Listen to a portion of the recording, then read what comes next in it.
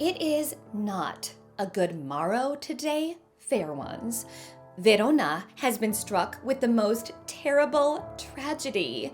One of our lovebirds has been permanently banished, and the other has met an even more horrendous fate.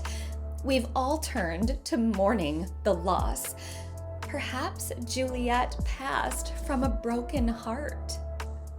Oh, dear viewers, I can't believe what's happened.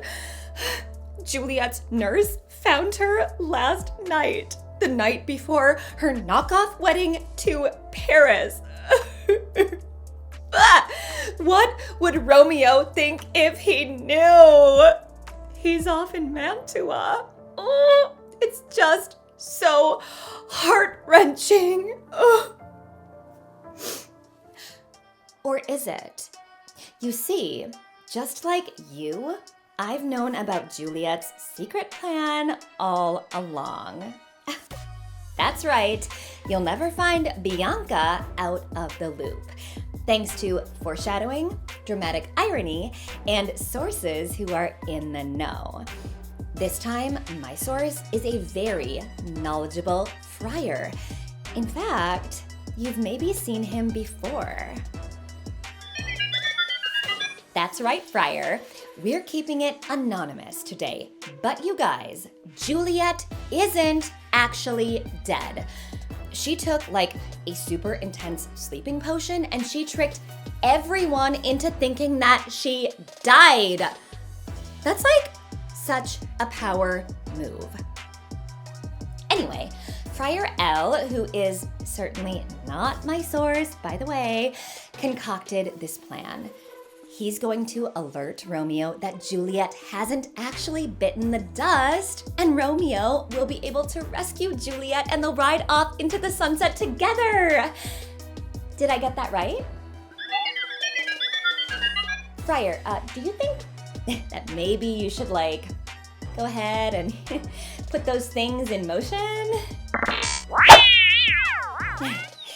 It seems like the Friar has all the intel on everything going on, but everyone else is totally out of the loop.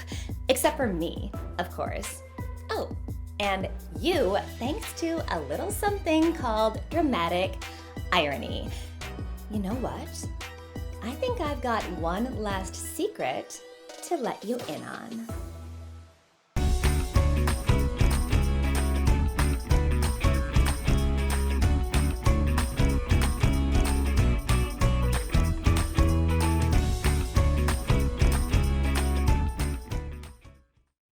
Okay, insiders, today is all about dramatic irony.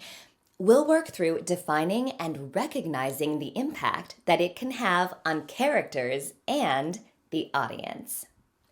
So, dramatic irony occurs when the audience knows something that the characters don't know.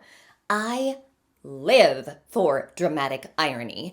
It's basically a secret that I have that others don't. Dramatic irony causes all sorts of tension, and it keeps the audience on the edge of their seats. We are in on the secret. Get it? Think back to the Capulet party when our lovebirds first met. What did we know that they didn't? It's kind of the crux of the drama that Romeo is a Montague and Juliet is a Capulet. But when they first met, neither of them had a clue. The whole drama started when they both found out. Juliet cried to our favorite nurse. She said, "My only love sprung from my only hate. Too early seen unknown, and known too late." Like it was too late for her to hate Romeo because she fell in love with him before she knew he was a Montague. Their fates were sealed. This is dramatic irony because we knew the whole time. We've all had some insider knowledge throughout this whole tragedy too. Can you think of another time we've seen dramatic irony? Oh, what about when Mercutio was backing up Romeo to Tybalt? He was defending Romeo, but Romeo refused to fight Tybalt. In fact, Romeo told Tybalt that he even had love for him. This made zero sense to anyone who was watching unless they knew about the lovebirds and their secret marriage. Romeo knew that Juliet cared for Tybalt and he never wanted to do anything to harm him, but it didn't play out that way. How did all of this make you feel?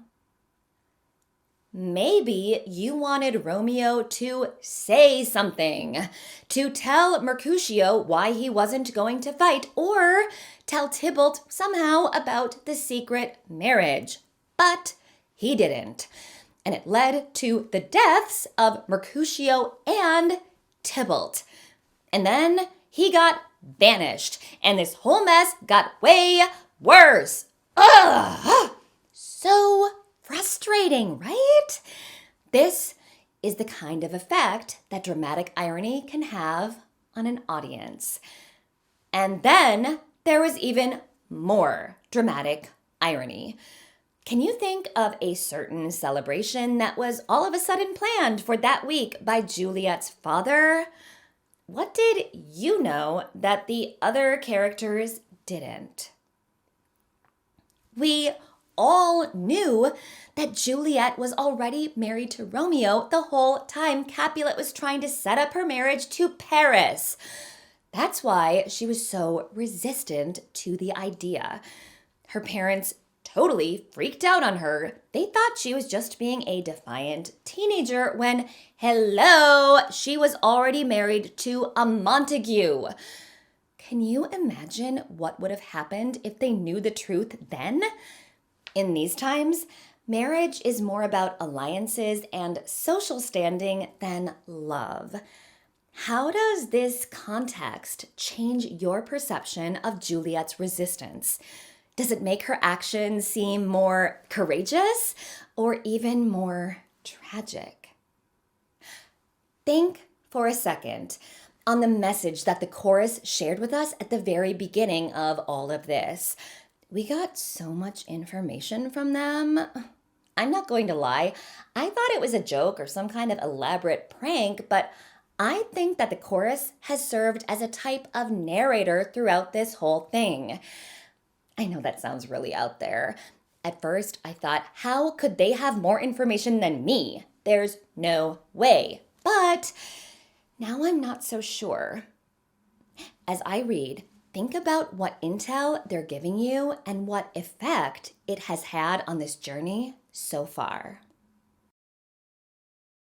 Two households, both alike in dignity, in fair Verona where we lay our scene.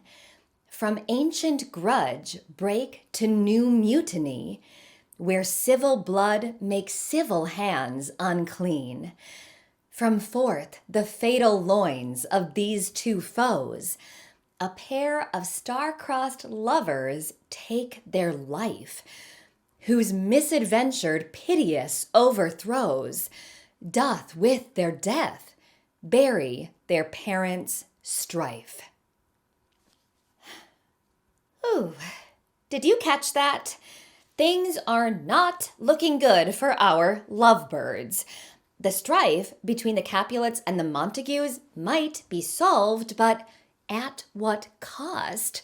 I am seriously worried. Have you been thinking about this message the whole time? How has it affected your experience of the drama? Each time we hear about Romeo and Juliet stealing a moment of happiness, we are reminded of the looming tragedy. The light and dark motif and all that foreshadowing certainly doesn't help either. Who knows what and when? Juliet's nurse, Friar Lawrence, and even Paris, to some extent, all have pieces of the puzzle, but nobody has the full picture like we do. Mostly thanks to dramatic irony and maybe me, just a little bit. So, here's the thing to ponder.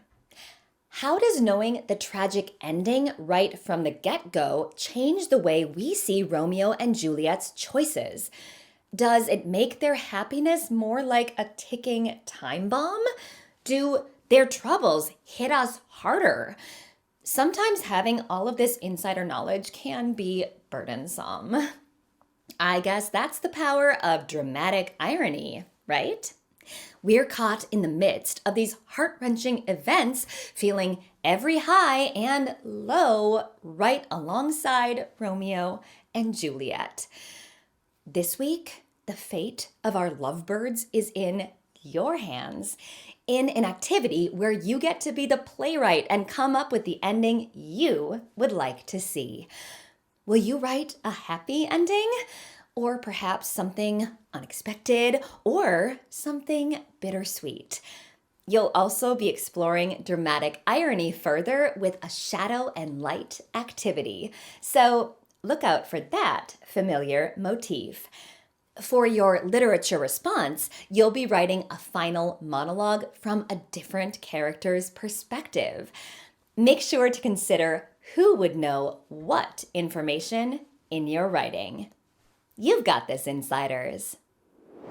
I just hope that the message from Friar L gets to Romeo in time. But judging by all the foreshadowing and dramatic irony going on, things are so not looking good, you guys. As we sign off for today, think about all the twists and turns we've seen in Romeo and Juliet's story thus far. Pay close attention to all the details. And remember to always be clever. Hey, hey.